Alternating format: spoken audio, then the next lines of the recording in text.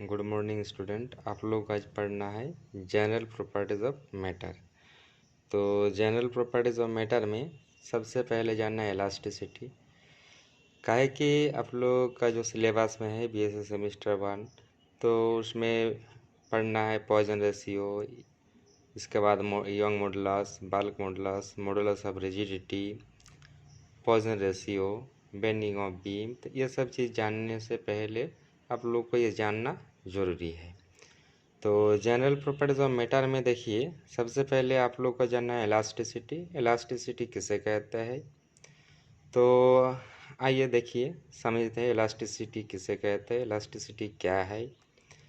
तो the property of matter by virtue of which a body oppose any change in the shape or size due to an external force and recover its original shape and size after removing the external force is called elasticity।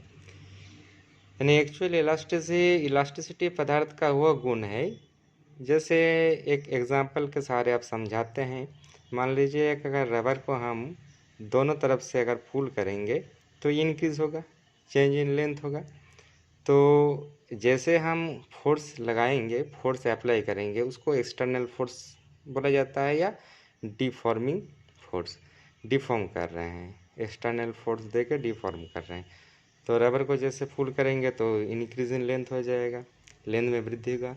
जैसे हम external force को छोड़ देंगे तो अपना original position में आ जाएगा। तो इस टाइप का जो गुण होता है पदार्थ को, इसी को इलास्टिसिटी कहते हैं। अब देखिए इलास्टिसिटी समझने के लिए आप लोग को जानना है परफेक्टली इलास्टिक और परफेक्टली प्लास्टिक बॉडी क्या होता है। परफेक्टली इलास्टिक बॉडी होता है कि if the body regains its original shape और size completely after removing the deforming force. मान लीजिए हम एक एग्जांपल लेते हैं, जैसे रबर मान लेते हैं। तो अगर रबर को हम इन दोनों तरफ से पुल करेंगे, हाथ से पकड़ के खींचेंगे तो चेंज इन लेंथ होगा, इंक्रीज होगा। तो जैसे हम उसको छोड़ देंगे तो अपना पोजीशन में आ जाएगा। तो इस टाइप का जो पदार्थ का गुण होगा उसको हम परफेक्टली इलास्टिक बोलेंगे। और परफेक्टली प्लास्टिक क्या होता है? परफेक्टली प्लास्टिक देखिए कि if the body does not change, does not have any tendency to regains its original shape और size, then the body is said to be perfectly plastic body. जैसे हम बोलते हैं कि एक मान लीजिए कि स्प्रिंग लेते हैं, इस स्प्रिंग को अगर हम थोड़ा सा फोर्स अप्लाई करेंगे, छोड़ेंगे तो अपना पोजीशंस में आ जाएगा। लेकिन उसमें अगर हम ज़्यादा फोर्स अप्लाई करेंगे तो क्या हो जाएगा, वो डिफॉर्म हो जाएगा, अपना पोजीशंस में नहीं आएगा।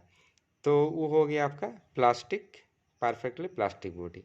या मान लीजिए जो हम लोग रोटी बनाते हैं, तो रोटी को अगर उसमें हम खींचेंगे तो क्या, जो कच्चा रोटी जो पकाया नहीं जाता है उसका अगर हम खींचेंगे तो लंबा हो जाएगा, लेकिन अपना पोजीशंस में नहीं आएगा। तो उस टाइप को हम बोलेंगे perfectly plastic body. Perfectly plastic body मतलब प्लास्टिक नहीं, पदार्थ का वो गुण जिसमें हम एक्सटर्नल फोर्स अप्लाई करेंगे, एक्सटर्नल फोर्स अप्लाई करने के बाद वो अपना ओरिजिनल शेप, साइज या अपना ओरिजिनल पोजीशंस में रिगेन नहीं करेगा। तो उस टाइप को हम बोलेंगे प्लास्टिक बॉडी। अब इसके बाद है स्ट्रेस। स्ट्रेस क्या होता है? When the external force are applied to a body it get deformed. मान लीजिए कोई एक्सटर्नल फोर्स हम अप्लाई करेंगे किसी बॉडी पर, इट गेट डिफॉर्म्ड, ये डिफॉर्म हो जाएगा। डिफॉर्म मतलब चेंज इन लेंथ होगा, मतलब चेंज इन शेप, साइज और वॉल्यूम, कुछ भी, उसी को डिफॉर्म बोलेंगे। Due to the elasticity of the material some internal force are developed। लेकिन उस पदार्थ पर, उस बॉडी पर एक इंटरनल फोर्स होता है, एक आंतरिक बल होता है। जैसे मान लीजिए एक छोटा स्प्रिंग को अगर हम हाथ से खींचेंगे तो उसका लेंथ को वृद्धि कर सकते हैं, लेकिन जो ट्रक में या बस में जो स्प्रिंग लगा हुआ रहता है, या बाइक का जो स्टैंड में स्प्रिंग लगा हुआ रहता है, उसमें हम खींच पाएंगे, पुल कर पाएंगे? नहीं पाएंगे। क्या कि उसमें जो फोर्स एक्चुअली जो मतलब इंटरनल फोर्स होता है इस बॉडी में, तो वही है कि elasticity is the material some internal force, कुछ इंटरनल फोर्स रहता है उस बॉडी पर, are develop in the body which tends to restore the body, जो बॉडी पर रिस्टोर रहता है, back to its original form, back to the original form. और क्या होता है ना, the restoring force per unit area of the body is called stress.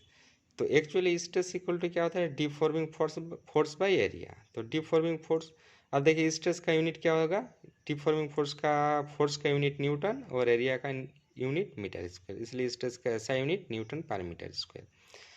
तो इसके बाद देखिए स्ट्रेन है, the ratio of the change in configuration shape length और वॉल्यूम। अगर किसी बॉडी का क्या होगा, शेप लेंथ या वॉल्यूम जो होगा टू द ओरिजिनल कॉन्फ़िगरेशंस, अपना original configurations of the body is called strain. मतलब एक्चुअली जो स्ट्रेन होता है, strain equal to change in length by original length. मान लीजिए जैसे हम बता रहे हैं, ये देखिए, ये मान लीजिए एक वायर है, या मान लीजिए एक स्प्रिंग है, या एक कुछ पदार्थ है, इसको हम दोनों तरफ से फोर्स अप्लाई कर रहे हैं। तो मान लीजिए पहले इसका लेंथ जो था एल था, अब दोनों तरफ से फोर्स, एक्सटर्नल फोर्स जो अप्लाई किए, तो ये तो थोड़ा डिफॉर्म होगा, चेंज इन लेंथ होगा, थोड़ा वृद्धि होगा। तो क्या होगा, अपने फिर फोर्स को छोड़ देंगे तो अपना पोजीशन में आ जाएगा, लेकिन उसमें वो थोड़ा ज़्यादा फोर्स अप्लाई करेंगे, थोड़ा सा वृद्धि होगा, चेंज इन लेंथ होगा। तो चेंज इन लेंथ को हम डेल एल लेते हैं। तो स्ट्रेन इक्वल टू क्या होता है, change in length by original length. तो चेंज इन लेंथ को हम डेल्टा लेते हैं, डेल एल बाई एल। तो स्ट्रेन इक्वल टू क्या होता है, ratio of the change in length by original length.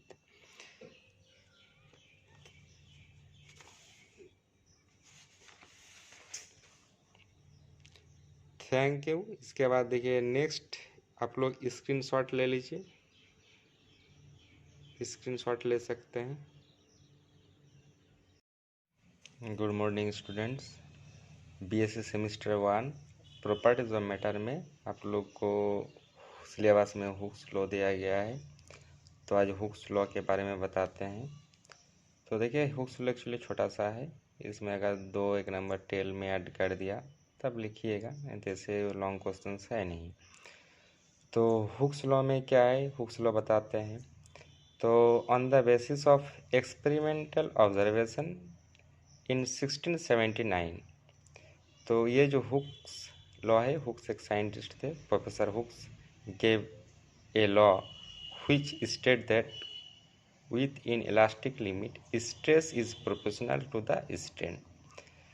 तो वही हुक्स लॉ है, on the basis of experimental observations. Experimental observations के द्वारा 1679 में 1689 में professor Hooke gave a law which state that with the elastic limit stress is proportional to the strain. तो वही Hooke's law है, स्ट्रेस प्रोपोर्शनल टू स्ट्रेन।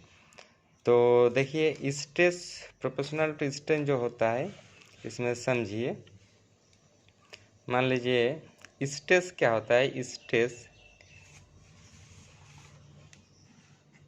देखिए stress जो होता है, स्ट्रेस इक्वल टू होता है force by area. Stress equal to force by area, यानी किसी ऑब्जेक्ट या किसी बॉडी का जो स्ट्रेस होता है, stress equal to force by area होता है। और स्ट्रेन इक्वल टू क्या होता है, स्ट्रेन इक्वल टू होता है, स्ट्रेन इक्वल टू होता है change in length by original length. तो स्ट्रेस इक्वल टू होता है force by area, strain equal to होता है change in length by original length. तो ऐसे स्ट्रेस स्ट्रेन आप लोग का सिलेबस में है नहीं, तो बता देते हैं। Stress equal to force by area होता है, strain equal to change in length by original length होता है। ये लॉन्गिट्यूडिनल में होता है। अगर बल्क मॉडुलस या volume modulus, shearing modulus, shearing strain, ये सब पढ़िएगा तो समझ में आ जाएगा। जो 11 के सिलेबस में था, ये सब थोड़ा देख लीजिएगा। Hooke's law, Poisson ratio, bending moment, ये सब पढ़ने के लिए जो छोटा छोटा चीज़ है, ये सब चीज़ क्लास 11 की बुक खोली, बुक से पढ़ लीजिएगा थोड़ा। तो ये actually strain, stress equal stress proportional to strain, और स्ट्रेस बाय स्ट्रेन अगर लेंगे, मान लीजिए स्ट्रेस इक्वल टू क्या आएगा, constant into strain, proportional symbol अगर हटाएंगे अगर stress by strain equal to constant आएगा, stress by strain equal to constant. अब देखिए मान लीजिए तो this constant of proportionality is known as coefficient of elasticity, इसको कोफिशिएंट ऑफ इलास्टिसिटी बोला जाता है, और मॉडुलस ऑफ इलास्टिसिटी, इसको मॉडुलस ऑफ इलास्टिसिटी भी बोला जाता है। ये strain is dimensionless quantity, strain एक डायमेंशन लेस क्वांटिटी है, so modulus of elasticity has the same dimension as the stress. तो जो स्ट्रेस का डायमेंशन होगा वही आपका मॉडुलस ऑफ इलास्टिसिटी या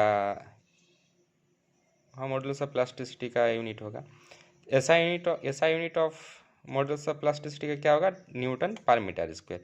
क्या कि देखिए स्ट्रेस जो है, स्ट्रेस इक्वल टू क्या बोलो, फोर्स बाय एरिया, तो फोर्स का तो न्यूटन होता है और एरिया का मीटर स्क्वायर, तो इसलिए इसका ऐसा unit newton per metre square होगा, किसका, स्ट्रेस या मॉडुलस ऑफ इलास्टिसिटी का। तो एक्चुअली देखिए जो स्ट्रेस और स्ट्रेन है, तो स्ट्रेन डायमेंशनल लेस होता है या यूनिट लेस होता है, क्योंकि डेल एल बाई एल ये भी एक लेंथ है और ये भी लेंथ है, तो लेंथ का यूनिट क्या होता है, मीटर, इसमें भी लेंथ का unit metre, metre metre cancel, इसलिए स्ट्रेन क्या है, डायमेंशनल लेस या यूनिट लेस, इसका कोई यूनिट नहीं होता है एक्चुअली। और stress force by area, force का न्यूटन, एरिया का मीटर स्क्वायर, इसलिए स्ट्रेस या मॉडुलस ऑफ इलास्टिसिटी का ऐसा unit newton per metre square